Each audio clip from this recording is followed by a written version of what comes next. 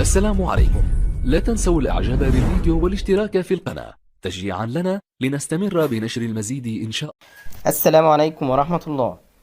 محمد فارس المذيع بقناة الأهلي وبرنامج خط أحمر بيكتب على صفحته وبيفضح مجدي عبد الغني.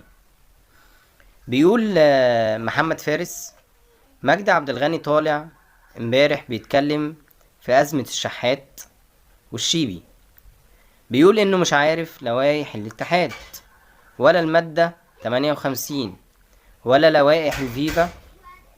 لوائح الفيفا وبيقول انا مش عارف الموضوع اساسا، بس المهم ان الشيبي حقه يروح للقضاء المدني طالما الشحات ضربه. لا والله انا مش عارف، بس هو حقه يروح.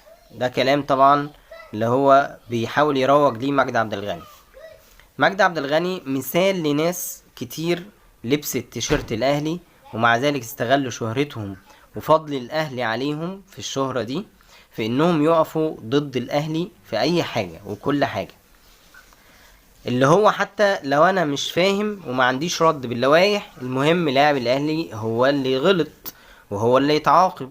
المهم اي حاجة مش في مصلحة الاهلي وتضره انا معاها. ده كده منهج مجدي عبد الغني.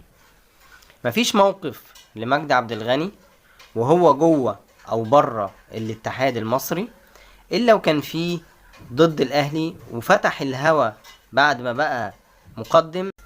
فتح الهوا بتاعه بالساعات لناس تسيء وتتطاول على الاهلي ورموزه. وعشان كده يوم ما عرض نفسه على الجمعية العمومية كمرشح سقط بشكل مخزي، وكانت رسالة ودرس له لسه لغاية دلوقتي ما فهموش، مع انه واضح جدا ان هو طول ما هو بيعاند وبيضرب في الاهلي مش هيلاقي الجمعية العمومية بترحب بيه، لان الجمعية العمومية بتحب الاهلي.